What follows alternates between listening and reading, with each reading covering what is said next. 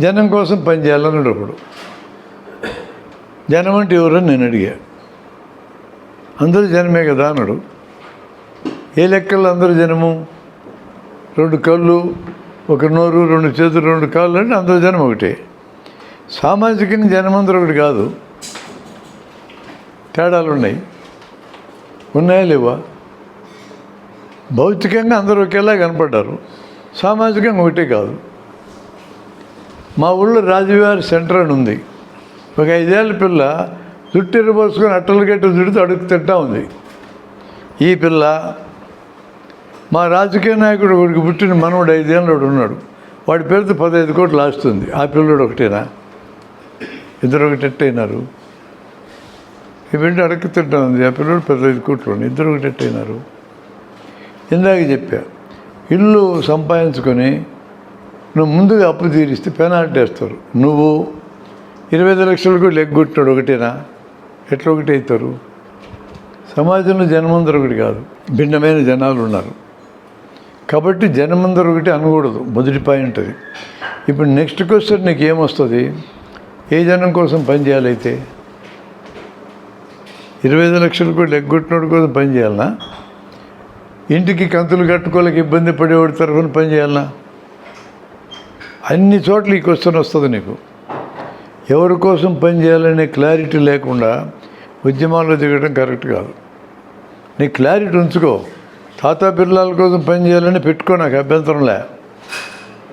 అదాని అంబానీ కోసం పనిచేయాలనుకున్నావా అనుకో, అది కూడా నాకు అభ్యంతరంలే.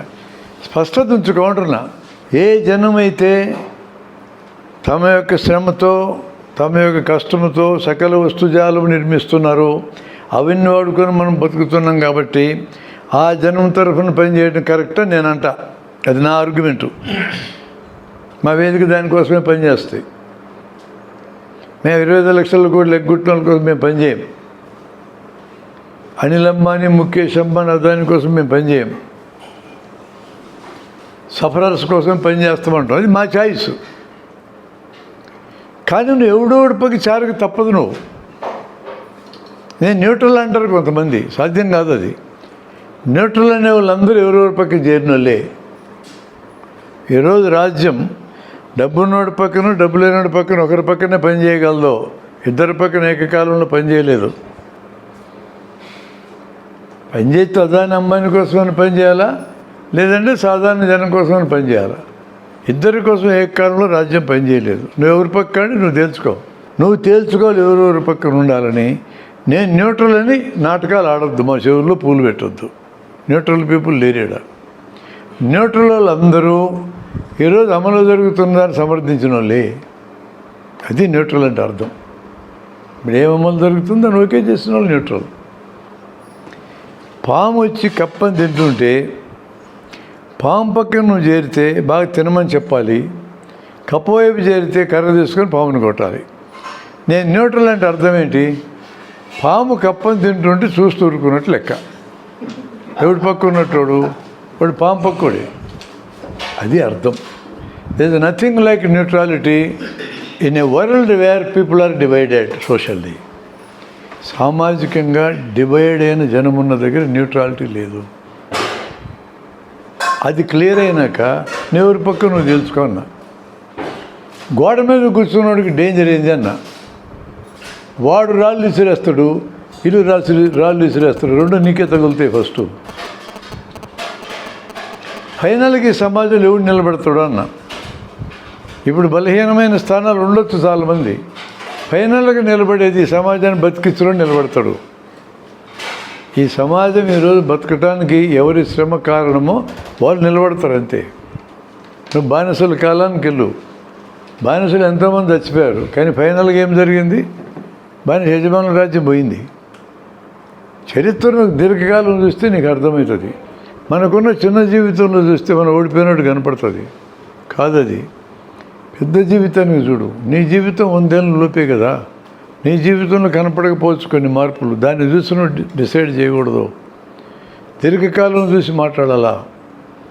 అలా మాట్లాడినప్పుడు శ్రీకృష్ణ దేవరాయలు నీకంటే బాగా బతికాడా అని క్వశ్చన్ వేసుకో, నీకు అర్థమవుతుంది. శ్రీకృష్ణ దేవరాయలు దక్షిణ భారతదేశానికి రాజు, వాడికంటే నేను బాగా బతుకుతున్నాను ఇప్పుడు. నాకు ఫ్యాన్ ఉంది, వాడికి లేదు. నాకు ఏసీ ఉంది, వాడికి లేదు. నాకు ఫోన్ ఉంది, సెల్ ఫోన్ వాడికి లేదు. నాకు కూరగాయలు అమ్ముకునే అమ్మాయికి కూడా ఫోన్ ఉంది ఇక్కడ. వాడు రత్నాలు రాసులు కోసం అమ్మినోడికి కూడా ఫోన్ లేదు. That is the Triumph of science. Science గొప్పతనం అది అంటున్నా. జనానికి మూకుమ్మడిగా బెనిఫిట్లు అందిస్తుంది. అందుకనే వస్తూత్పత్తి యుగం మిగిలింది, బతికింది. కొద్దిమంది దగ్గరే వస్తువులు అత్యంత గొప్పవి చేరి అనేక మందికి పేదరికం పంచిన రాజ్యాలు ఇవి ఇప్పుడు ఉండకూడదు. అవి ఇప్పటికి కొన్ని పాకెట్స్లో నడుస్తున్నాయి, అవన్నీ బతకవు. దీర్ఘకాలంలో చచ్చిపోతాయి, బతకవు. ఇప్పటికీ మీకున్న యాపిల్ ఫోన్లో కొన్ని కంపోనెంట్స్ తయారు కావడానికి అవసరమైన రేర్ మెటల్స్ ఆఫ్రికాలో గనుల్లోంచి బయటకు తీస్తున్నారు. ఆ తీసేది పసిపిల్లలు. నడవది ఎల్లకాలం అది. ఇప్పుడు నడుస్తుంది నడవది ఎల్లకాలం. ఈ హోప్ ఉద్యమకారులకు ఉండాలి. ఈ హోప్ లేకపోతే మీరు ముందుకెళ్ళారు. బై ప్రొఫెషన్ ఒక నిర్ణయం తీసుకొని పనిచేసిన ఆయనకి అంతర్లీనంగా అంతకంటే మించిన ఒక ఎయిమ్ ఉండాలా. నేను ఎవరి కోసం చేస్తున్నా, ఫస్ట్ నీ కోసం చేసుకుంటున్నాను, రైట్. నీ కోసం చేసుకున్నాక ఇంకా నీకు సర్ప్లస్ ఉంటే ఎవరి కోసం చేస్తావు? ఆ దొంగల కోసం ఏం చేయవు కదా, అయిపోయింది కదా వాళ్ళ పని. ఇది ఎక్కడో నీకు నచ్చిన వాళ్ళ కోసం చేస్తావు నువ్వు.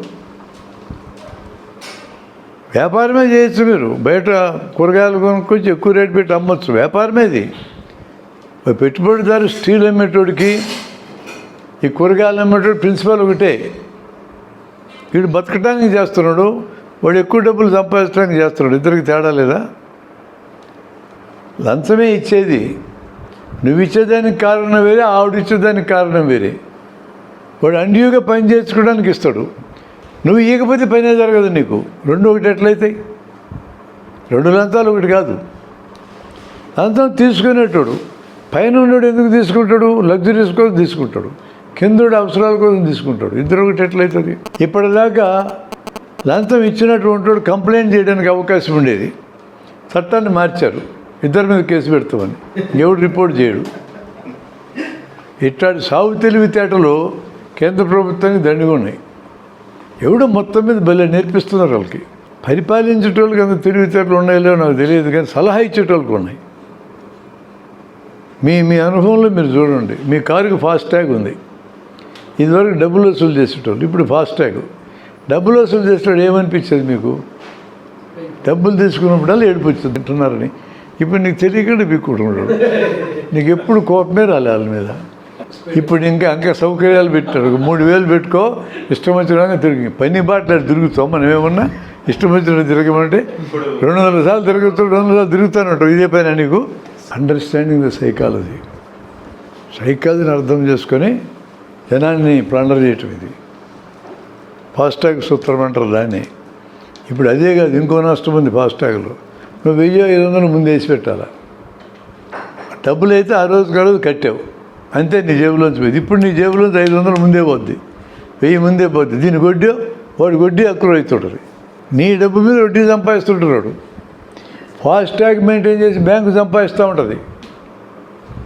అది 100 కోట్లు ఉంటుంది. వాడు రోజు వడ్డీని లెక్కేసుకుంటున్నాడు. మనం రోజు ఏం లెక్కేసుకోం కదా. డబ్బు పే చేసినప్పుడు ఆ పోటీచ్చిన ఉందే పోయింది నీ దగ్గర నుంచి. ఫాస్ట్యాగ్లో ముందే వేసి పెట్టుకోవాలా.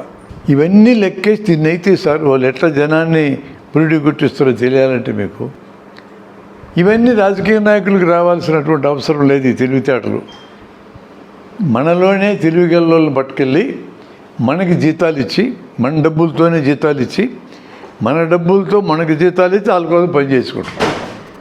అది బ్యూటీ, రాజ్యంలో ఉన్న బ్యూటీ. అది ఎక్కడికి వెళ్ళిన ఇది మీకు కనపడుతుంది. బార్డర్కి అవతల పక్క దేశం ఉంటుంది, యువతల పక్క దేశం ఉంటుంది.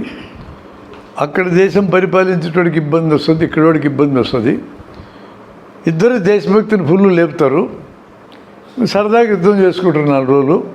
వాడు మైలేజ్ పెంచుకుంటాడు, వీడు మైలేజ్ పెంచుకుంటాడు. మధ్యలో మన పిల్లలు తెస్తారు, బార్డర్ దగ్గర మన పిల్లలు తెస్తారు. 2 చోట్ల బాగుపడేది ఇద్దరికి ఆయుధాలు మినోడు బాగుపడతాడు. బంకర్ బస్టర్ బాంబులు వేసాడు అమెరికా. వాడు ముందే చెప్పి యురేనియం వేరే చోట పెట్టుకోమని చెప్పి వేసాడేమో ఎవరికి తెలుసు. ఎవరికి తెలుసు సార్? నేను బాంబులు ఎత్తే ఏమనుకోకు, నాకు కూడా ఫేస్ లిఫ్ట్ చేసుకోవాలి కదా, నువ్వు యూరియన్ వేరే చోట దాచుకోరని ఇతరుల కమ్యూనికి చెప్పిండేమో. ఇటు అనుమానించే రోజులు సార్ ఇవి.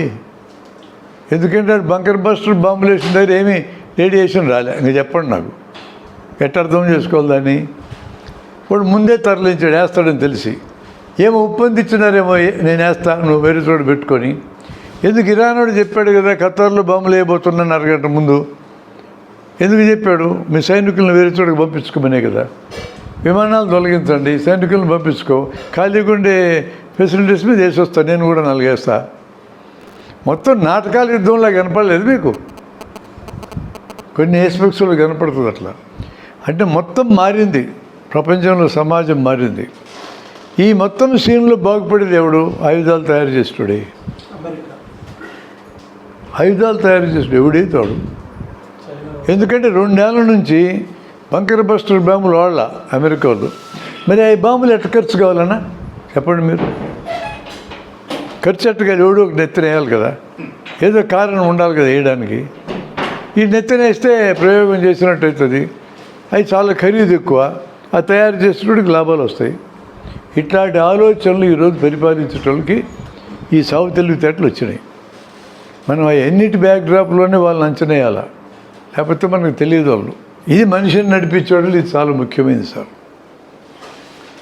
బతకాలి, బాగా బతకాలి, ఎదగాలి, గుర్తింపు రావాలి. ఈ గుర్తింపు అనేది చాలా కీలకమైన పాయింట్.